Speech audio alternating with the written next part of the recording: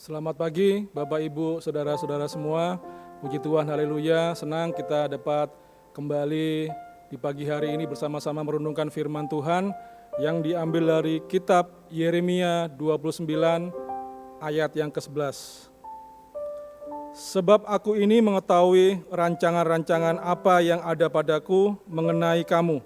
Demikian firman Tuhan, yaitu rancangan damai sejahtera dan bukan rancangan kecelakaan, untuk memberikan kepadamu hari depan yang penuh harapan.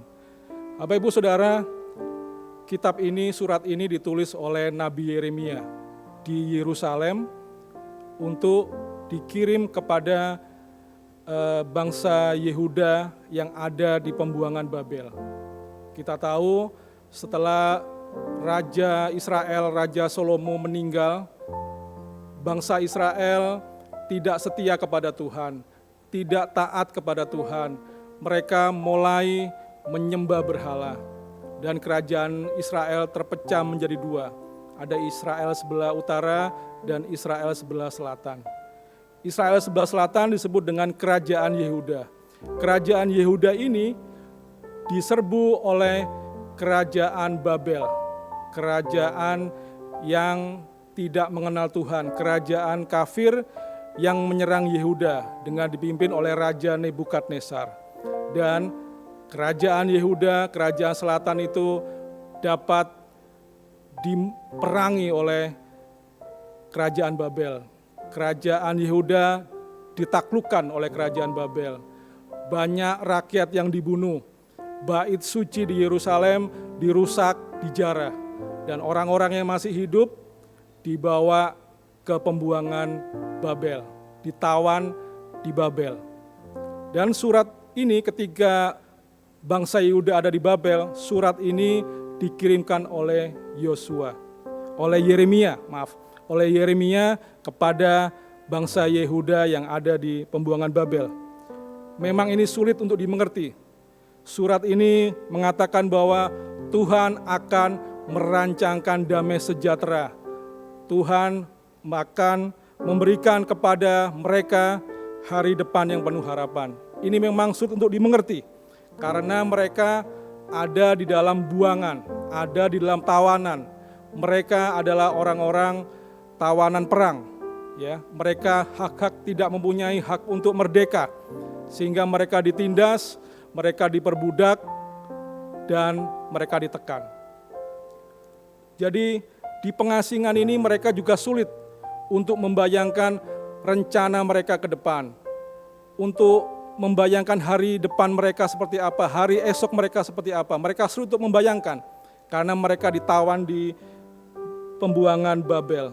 Dan firman Tuhan datang kepada mereka melalui Nabi Yeremia bahwa Tuhan akan memberikan rancangan damai sejahtera.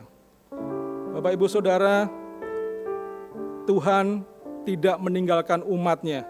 Ya, Tuhan merancang damai sejahtera. Kadang-kadang rancangan Tuhan, rencana Tuhan, pikiran Tuhan itu sulit untuk dimengerti oleh manusia. Di atas pikiran manusia, tidak masuk akal. Tapi Tuhan sungguh mengasihi bangsa Yehuda. Tuhan mengizinkan bangsa Yehuda dibuang ke pembuangan Babel, supaya Tuhan dapat mendidik mereka, Tuhan dapat menghajar mereka, Tuhan dapat mendisiplinkan mereka, dan Tuhan dapat memurnikan mereka, sehingga iman mereka dipulihkan. Dan rancangan Tuhan selanjutnya adalah Tuhan ingin merancang bahwa bangsa Yehuda akan dikembalikan ke tanah airnya, yaitu di Israel, dan dapat membangun kembali bait Allah di Yerusalem. Jadi rancangan Tuhan di dalam keadaan yang sepertinya sulit, sepertinya ditawan, di pembuangan, rancangan Tuhan adalah baik. Rancangan Tuhan selalu indah. Dan rancangan Tuhan adalah damai sejahtera, bukan rancangan kecelakaan. Dan Tuhan juga berjanji, Tuhan akan memberikan kepada mereka hari depan yang penuh harapan. Tuhan menjanjikan bahwa tiba saatnya nanti mereka akan dibawa pulang kembali ke tanah airnya. Mereka bebas dari hukuman dosa. Mereka bebas dari hukuman tawanan. Mereka menjadi orang-orang merdeka yang bebas dari perbudakan. Ya, mereka dapat pulang ke tanah airnya, hidup merdeka, dapat beribadah kepada Tuhan. Dan kalau kita membaca lebih lanjut lagi, di masa pembuangan di Babel, di masa yang ditawan itu, Tuhan memunculkan tokoh-tokoh, Tuhan memunculkan generasi-generasi baru yang takut akan Tuhan. Kita melihat ada Esra, ada Nehemia yang memimpin bangsa Yehuda keluar dari Babel untuk kembali ke tanah airnya, untuk kembali beribadah kepada Tuhan, untuk kembali membangun bait suci. Dan di masa-masa yang sulit di Babel, di pembuangan itu, Tuhan juga memunculkan generasi yang baru.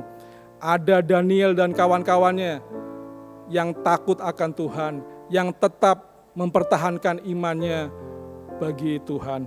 Bapak Ibu Saudara, kadang-kadang Tuhan melihat, Tuhan memakai situasi yang sulit ini. Tuhan sungguh ajaib, Tuhan sungguh luar biasa. Tuhan memakai situasi yang sulit, situasi penderitaan yang tidak mengenakan bagi kita, itu Tuhan pakai untuk sebagai tempat perlindungan kita. Yerusalem, tempat perlindungan kita sementara bagi kita. Bapak Ibu Saudara, di masa-masa yang seperti ini, kita tidak boleh takut, kita tidak boleh patah semangat, seolah-olah tidak ada hari esok bagi kita.